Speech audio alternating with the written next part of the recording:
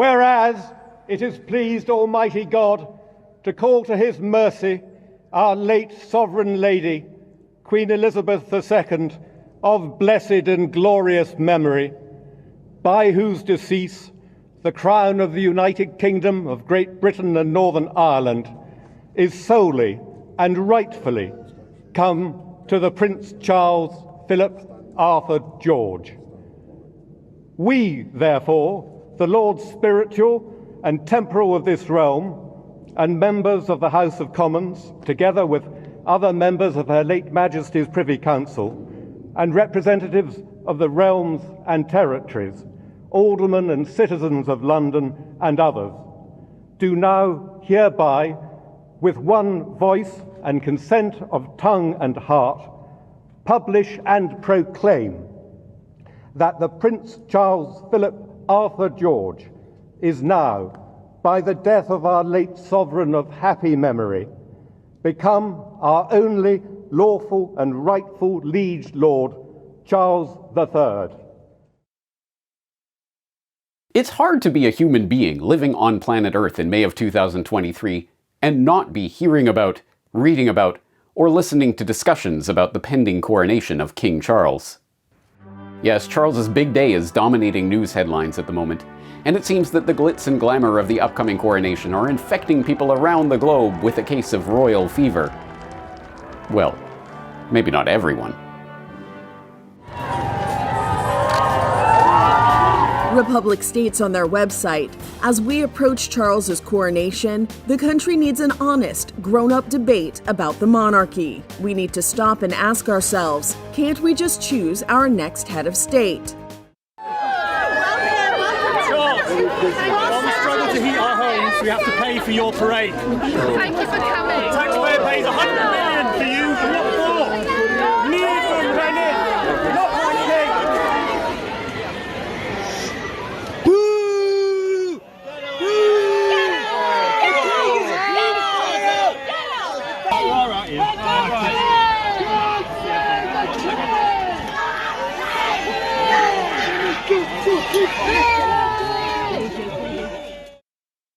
No, not everyone is happy about King Charles stepping into his mother's shoes, or diamond-encrusted loafers, or gold-plated clodhoppers, or whatever it is that monarchs wear to prevent their poor, delicate royal feet from touching the earth. But while most of the public's attention is falling on the obvious issues, the monarchy's increasing irrelevance to the 21st century, the colossal waste of taxpayer resources that go towards the upkeep of the world's richest family and their multiple palaces, the dark history of slavery and other colonial abuses for which royals of the past are responsible, few are aware of just how dark the history of the royal family is, or just how twisted Charles's vision for the future of the United Kingdom, and indeed the world, really is.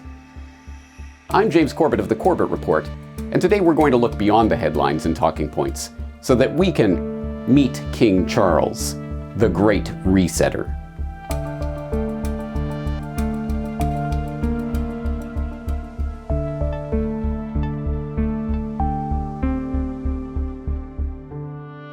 For those who don't consider themselves royal watchers, and only know the new King of England as that buffoon who spent his entire life waiting for his mother to die, the first sign of what Charles is really like came in a viral video moment captured during the typically pompous ceremony in which he was proclaimed king. There, in the manic, sausage-fingered, tooth-gritted flailing of the new king, is the perfect encapsulation of Charles Philip Arthur George Windsor, aka Charles III. His life has been an endless series of carefully arranged photo opportunities and ribbon-cutting ceremonies that serve no actual function other than to punctuate the dreary luxury of his royal existence. But it's in moments such as these where we see through the veil of PR and propaganda to the real Charles, a man who treats his retinue of servants like mere objects, only good for slaking his royal desires and fulfilling his regal demands. And demands there are. His Royal Highness's daily demands begin with the pressing of his royal shoelaces, and the requirement that his royal bath plug be placed in precisely the right position, and the royal bathtub be exactly half full of precisely tepid water. Charles's valet must then squeeze precisely 1 inch of toothpaste onto his royal toothbrush, while the royal chefs prepare a series of boiled eggs, which are numbered according to how long they were boiled, so that, If the prince felt that number 5 was too runny, he could knock the top off number 6 or 7.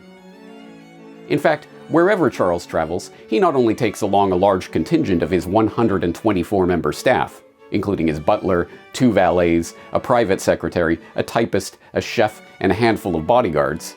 He also makes sure to take his own personal food supply consisting solely of fresh organic ingredients grown on his own organic farm. Yes, King Charles is more than happy to put his John Hancock on the Genetic Technology Precision Breeding Act of 2023, which, as its supporters will be happy to explain, removes barriers to research into new gene editing technology by, as its supporters will never explain, removing regulatory safeguards from whole subclasses of genetically modified organisms at the behest of, surprise, surprise, the GMO industry. But don't expect Charles to put these gene-edited frankenfoods anywhere near his lips. They're not fit for the royal gullet, don't you know? But it's important to understand that this is much worse than a spoiled brat being coddled because he happens to wear a crown. Charles's fit for thee, not for me mentality is in fact a manifestation of a particularly royal sickness, a steadfast belief that he really is superior to everyone else. Being a royal, he has always considered himself to be above the average man. The blue blood in his veins is different than ours, after all.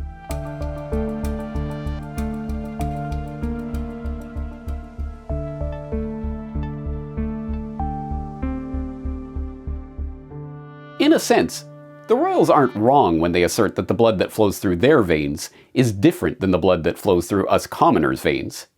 As many know, the royal families of Europe do indeed suffer from a genetic blood disorder, hemophilia, one of the many defects that has resulted from centuries of inbreeding. But strangely, they don't see their so-called blue blood as a problem.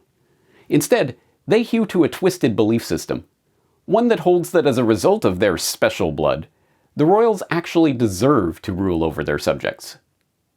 In order to understand this royal worldview, we have to go back to the beginning. No, not the beginning of Queen Elizabeth's reign in 1952, not to the beginning of the English branch of the House of Windsor to which she belonged, not even to the beginning of the monarchical system in England. No, we have to go back to the beginning of monarchy itself. You see, the ancient Egyptians worshipped the pharaohs as progeny of the sun god, Ra. The Japanese were told that their imperial family descended from the sun goddess, Amaterasu, and the sea god, Ryujin. In Europe, monarchs claimed that God himself had directly granted them a divine right to rule over their subjects, and in China, they called it the mandate of heaven. Yes, the ancients were taught to believe that their emperors were literal gods. The European dynasties, meanwhile, flourished for centuries under the mass delusion that these families were specifically selected by God to rule over their people. Should it come as any surprise that at some point the royals started to believe their own propaganda? But as these proto-eugenicists soon figured out, if their blood was too precious to mingle with the commoners, then that blood must be kept in the family. And so began centuries of royal inbreeding that resulted in the deformities, abnormalities, and genetic weirdness that today pervades the royal bloodlines, congenital hemophilia being just one of the most well-known examples.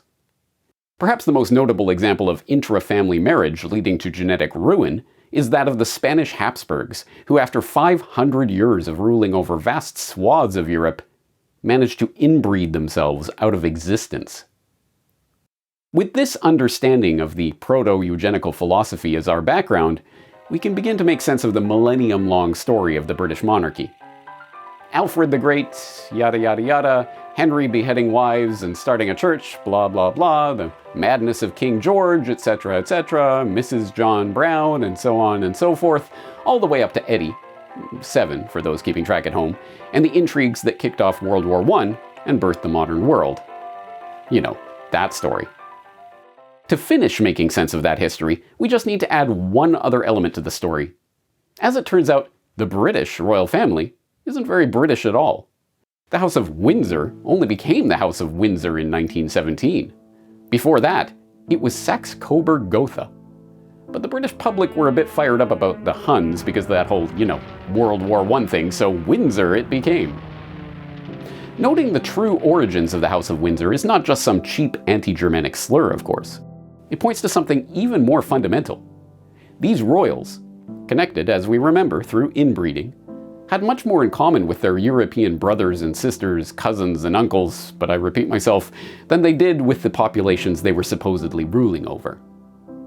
With that historical background in place, we can understand, for example, the Windsors' well-documented fondness for the eugenics-promoting Nazis. Where do you think the Nazis got their eugenical beliefs from in the first place? Given the royal pedigree of the eugenic worldview, it's perhaps unsurprising to learn that the pseudoscience of eugenics was pioneered by Royal Medal recipient Francis Galton, himself hailing from the celebrated and thoroughly inbred Darwin Galton line, which boasted many esteemed fellows of the Royal Society. The overt ties between the Edwardian, 8 for those keeping track at home, court and Hitler's eugenics-obsessed regime are well documented. The covert ties are even more intriguing. That gives me an idea for a documentary.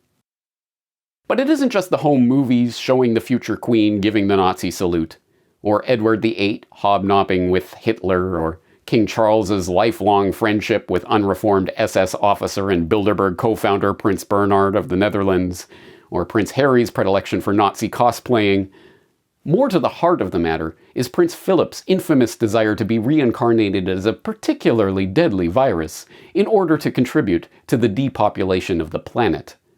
A remark that's been checked by Snopes, so you know it's true. What do you see as the biggest challenges in conservation? The growing human population. Because if where we are, there's nothing else. You see, the royals' blue blood pomposity wouldn't be so bad if they simply felt themselves superior to the commoners in a, what, you groom your own stool kind of way. Sadly, it isn't mere snobbery that motivates them, and their great desire is not simply to be kept apart from the commoners. As it turns out, the royal family doesn't just feel superior to their subjects.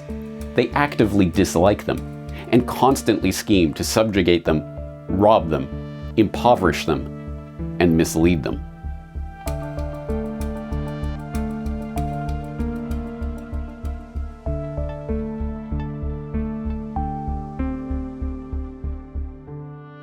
There's something quaint about Redditors seemingly discovering for the first time that, far from some nice old man who waves to the crowds and enjoys tea and crumpets in pretty English gardens, King Charles is actually the heir to a fortune amassed via the violent subjugation of much of the world's population and the plundering of their wealth and resources. The fact that anyone could be shocked by this historical reality speaks to the naivety of the masses, who cannot imagine that ruthless psychopaths conspire to amass more wealth by inflicting suffering on the world. Just wait until these dear trusting masses learn about the British East India Company, and the Opium Wars, and the Bengal Genocide, and the Boer concentration camps, and the Amritsar Massacre, etc., etc., etc. But for a prime example of the perfidy with which the British monarchy has ruled for centuries, and which gave rise to the perfidious Albion moniker, one need only look at the history of their specialty: false flag operations. Befitting the governing monarchy of a nation that's been known for its treachery for centuries, the British royals' use of false flag events to gin up public support for the persecution of their enemies likewise goes back centuries. For one prime example of that, we will have to remember the 5th of November.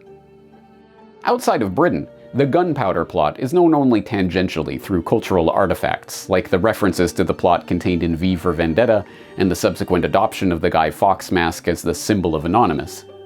Even in England, most will only know the official version of the story, the one compiled in the so-called King's Book, written by King James I himself. According to that official account, on the evening of November 4th, 1605, Guy Fawkes was discovered with 36 barrels of gunpowder and a pile of wood and coal in the Undercroft beneath the House of Lords in Parliament, presumably preparing to blow up the building. After his apprehension, Fawkes was brought before the king and, cracking under the interrogation, eventually led the king's agents to the other conspirators in the plot.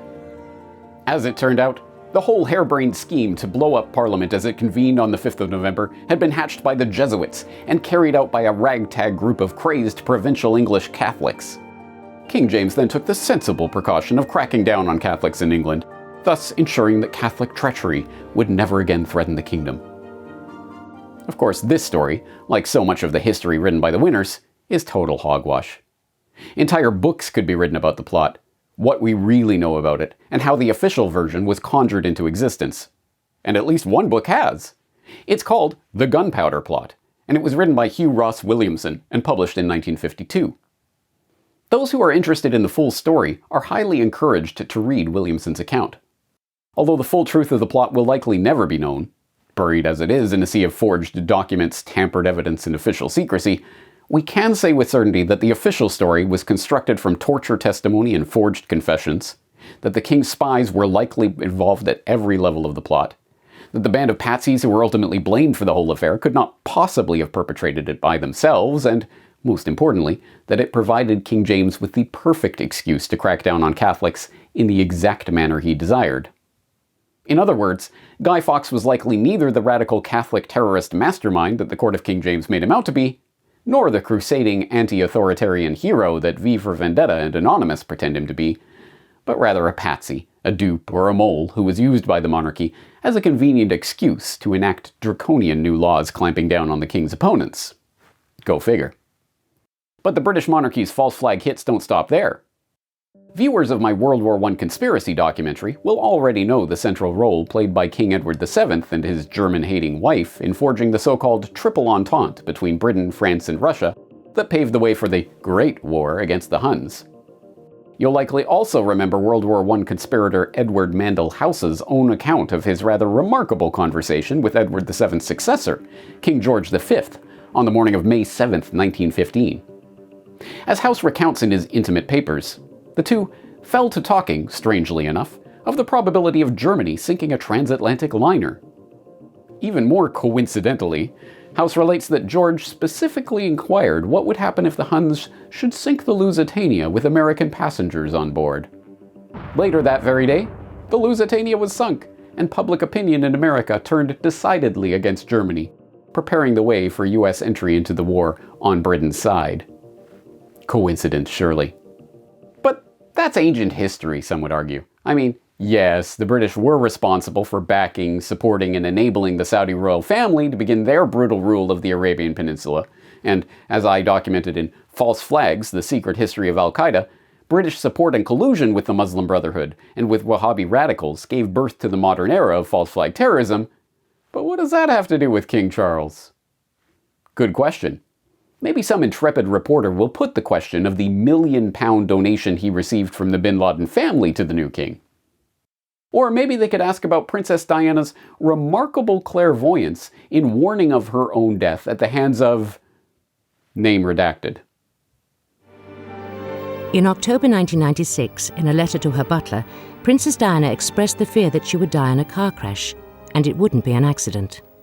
I am sitting here at my desk today in October, longing for someone to hug me and encourage me to keep strong and hold my head up high. This particular phase in my life is the most dangerous. X is planning an accident in my car, brake failure, and serious head injury. Given the royal family's participation in false flag events in the past, perhaps it's no surprise that World Economic Forum chairman Klaus Schwab invited His Royal Highness the Prince of Wales to inaugurate the Great Reset, the grand global attempt to use the generated crisis of the scamdemic to completely transform the world and institute new paradigms of governance and social control. We have a golden opportunity to seize something good from this crisis. Its unprecedented shockwaves may well make people more receptive to big visions of change, and global crises like pandemics and climate change know no borders and highlight just how interdependent we are as one people sharing one planet. And as we move from rescue to recovery, therefore, we have a unique but rapidly shrinking window of opportunity to learn lessons and reset ourselves on a more sustainable path. It is an opportunity we have never had before and may never have again. So we must use all the levers we have at our disposal, knowing that each and every one of us has a vital role to play. Everything I have tried to do and urge over the past 50 years has been done with our children and grandchildren in mind. So I can only encourage us all to think big and act now. Yes, it's no surprise to find the royal mouthpiece popping up in the defining false flag event of our times, advocating a complete re-envisioning of our economy, our way of life, and the social contract between people and their government on the back of a synthetic and constructed crisis. But if only his involvement in false flag events was the greatest of King Charles's worries.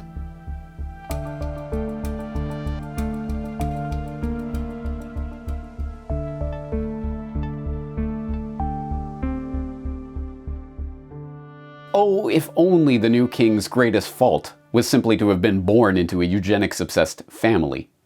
If only he were the guiltless benefactor of the cheating, swindling, extortion, theft, and plunder of his forebears. If only his worst sin was his ridiculous climate hypocrisy, or his campaigning for Klaus Schwab's Great Reset, or his attempt to mask cows. If only he were a regular, run-of-the-mill tyrant, a psychopath who got off on torturing and killing others. Unfortunately for all of us, it's much worse than that. Reports of Savile's unusual behaviour in royal circles came about as details emerged of a surprise role for him as a counsellor for Prince Charles and Princess Diana during their marital difficulties, and a request from Prince Charles to help with the image of Sarah Ferguson. The public got a hint of what really goes on behind the royal family's closed castle gates when the Jimmy Savile scandal first came to light a decade ago. If you're able to cast your mind back to the innocent days of 2012, you might recall that, at the time, the existence of high-level pedophile rings, let alone high-level necrophilic pedophile rings, was considered the stuff of total conspiracy lunacy. You might also recall that the royal family's relationship to Savile was certainly problematic, to use the kids' lingo. But given what the public then knew, not necessarily more problematic than the involvement of any of the other people who had cozied up to the monstrous pedophile during the course of his career. Sure, the Queen had knighted Savile back in 1990, and any number of photographs could tell you that he was awfully chummy with Charles. Yet perhaps knighthood was to be expected, considering that he had seemingly dedicated much of his life to charity and had made many high-profile friends along the way.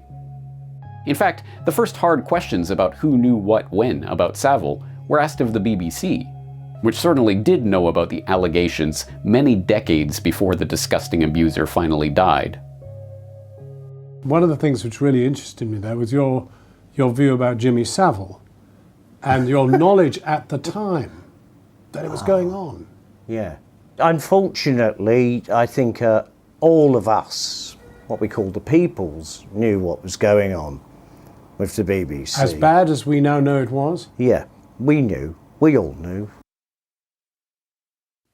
But over the years, the who could have known routine used by the Windsor's defenders has become increasingly insupportable. First, there was the revelation that Savile was so close to the royal family that he was almost made Prince Harry's godfather. Then came the increasingly damning reports on Savile's close personal friendship with Charles, culminating in the release last year of letters proving that the now King of England regularly sought Savile's advice on sensitive political matters. It's not just a couple, it's not just 3 or 4, there's absolutely loads of files of it. December 22nd, 1989. I wonder if you would ever be prepared to meet my sister-in-law, the Duchess of York. I can't help feeling that it would be extremely helpful to her if you could. I feel she could do with some of your straightforward common sense. 54 minutes after they'd taken off, without warning or distress signal, the airliner started to disintegrate over Lockerbie. January 27th, 1989, a month after the Lockerbie disaster. This is Jimmy giving PR advice to the royal family about how to react publicly when there's a major incident in Britain. I suppose that statistically, something like this has got to happen at some stage on a time. It isn't. But of course, it only affects the community in a very small way. Jimmy advises the Queen should be informed in advance of any proposed action by family members. Jimmy suggests they should have a coordinator who's a special person with considerable experience in such matters. There must be an incident room with several independent phone lines, teletext, etc. Jimmy is advising them how to do it. What they should do, how they should act, what they should say, should they say anything. So Sir Charles says to Jimmy, I attach a copy of my memo on disasters, which incorporates your points, and I showed to my father, and he showed it to Her Majesty. Jimmy had sent back to Charles a 5-part manual titled Guidelines for Members of the Royal Family and Their Staff. Jimmy seems to be a kind of unofficial chief advisor to the Prince of Wales. And on top of all of that, there's Savile's own uncomfortable admission that the knighthood had let him off the hook for his past sins. Unsurprisingly, the royal family has never had to respond in any way to public outrage about these reports. No prostitute who wants to keep his job is ever going to dare press Charles on the issue, and since Savile's crimes were only brought to light after his death, the royals could always hide behind the plausible deniability that they didn't know what Sir Jimmy was up to. They didn't even need to launch a formal process to strip Savile of his knighthood, because as it turns out, the honors automatically expire when a person dies. But as I say, the Savile scandal blew up in the bygone era of a decade ago, when the concept of political pedophile rings was still in the realm of crazed conspiracy podcasts. That all changed, of course, when the Epstein story finally broke into the public consciousness in 2019.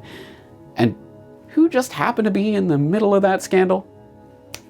That's right, Prince Andrew, the brother of the current king, and the 8th in line to the British throne. A man so transparently lecherous that for decades the UK tabloids have mockingly referred to him as Randy Andy.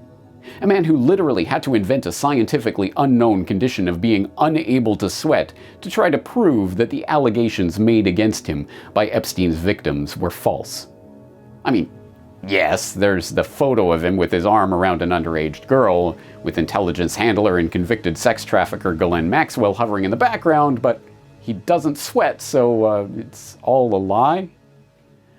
No one is buying anything that comes out of the mouth of His Royal Lowness, Prince Andrew, Duke of Dork.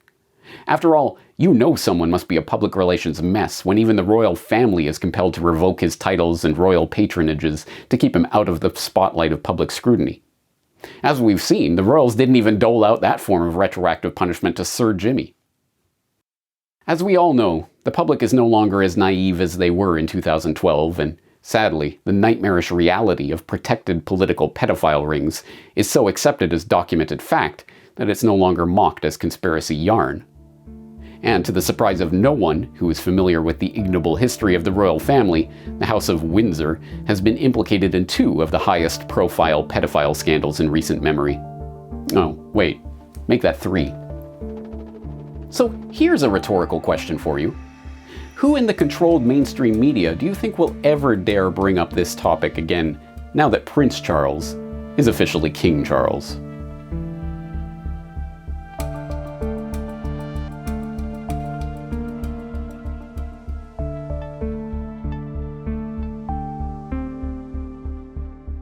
Making this video feels like I'm telling a child all in one sitting that Santa Claus isn't real, the Easter Bunny's a hoax, and the Tooth Fairy's just your mom. But in reality, it's worse than that. It's telling fully grown adults that Santa Claus isn't real, the Easter Bunny's a hoax, and the Tooth Fairy is just their mom, and being ridiculed as a fringe loony for doing so.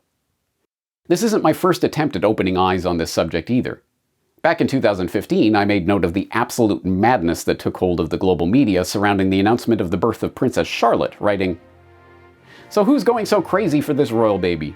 Surely no one who's familiar with the real history of the reign of the Windsors, a reign marked by the tens of millions of lives lost in the First and Second World Wars, in which the royal family had a great degree of culpability, close collaboration with the banksters that have brought us to the edge of the next Great Depression, the formation of the Anglo-American special relationship in common cause with like-minded eugenicists in America like Teddy Roosevelt, the cultivation and protection of pedophiles, of whom Jimmy Savile was just the most noticeable tip of a very large iceberg, the slaying of Diana, and any number of other atrocities that should make this family one of the most reviled in the Commonwealth they claim to rule over. And yet the media still lauds their every action, sings their praises as a venerable institution at the core of British society, dutifully acts as the royal PR mouthpiece in reporting on their charity work, and marginalizes any talk of doing away with the royal family altogether as Republican rabble-rousing. Plus ça change. And now once again we have one of these royal events come along to remind us just how many people are still firmly ensconced in Normieland. After all the royals have put us through, it's flabbergasting that they're still held in such high regard. It's incomprehensible that this royal eugenicist is trotted out to be the face of the Great Reset and to lecture the peasants about how they'll have to become serfs on the neo-feudal plantation for the sake of Mother Earth. But even more disheartening is the fact that there are still vast swaths of people who believe that this family has been chosen by God himself to rule over an entire nation, or even a commonwealth. Here's to the day when this type of video is completely unnecessary, and the placing of a fancy hat on some pompous British octogenarian's head is of no significance to anyone whatsoever. One can always dream.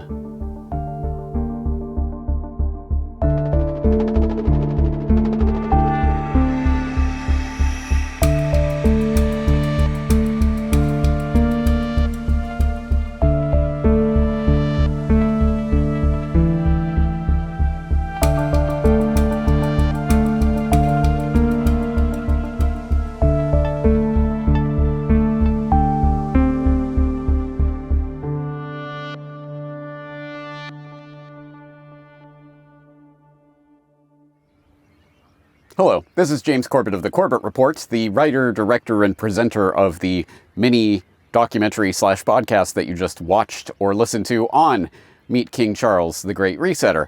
I hope you enjoyed the presentation, and if this is your first time encountering the Corbett Report, I would like you to know that every single word that you have just been listening to is available in a transcript, a hyperlinked transcript with links back to all of the source documents and videos and everything else that was contained in that documentary. Please go to corbettreport.com/Charles for the entire hyperlinked transcript of that report. It is completely 100% freely available. It is a resource. I hope you will make use of it. You will also be able to find the audio and video downloads of this podcast there. And I hope if you found this presentation enlightening or useful, I hope you will spread it to the four winds and get the word out to others about this information. And if this is your first time encountering the Corbett Report, please check out corbettreport.com and the thousands and thousands and thousands of hours of audio, visual, and literary material that is available there for your free enjoyment. However, if this is not your first time encountering the Corbett Report, I would like you to know a couple of things. One, the report that you were just watching was in fact largely written and composed late last year when Queen Elizabeth finally expired. I did release an editorial as part of my subscriber newsletter called The Dark History of the Royals, and a lot of this information was contained almost word for word in that previous report. So if you are a Corbett Report subscriber, you will already know some of this material and you will already be familiar with it. You will be months and months ahead of the rest of the crowd. And there are a couple of different methods of subscribing. First of all, if you just want to be updated by email for free whenever I post anything to the website or the editorials that I write, you can sign up to my Substack, corbettreport.substack.com. If you want the full newsletter, which includes recommended reading and viewing and a subscriber discount for material from the New World Next Week store, then you can become a full paying member of the Corbett Report website, help support this work, and make it possible in the future. You can do that either through Substack, corbettreport.substack.com, or you can subscribe via my website, corbettreport.com/members, and there are many different ways to become a paid member of the Corbett Report. Your support is necessary to make media like this possible, so I hope you will consider signing up if you are a regular Corbett Report viewer. As I say, if this is your first time seeing the Corbett Report, please just explore the archives at corbettreport.com. Thank you for your time and attention.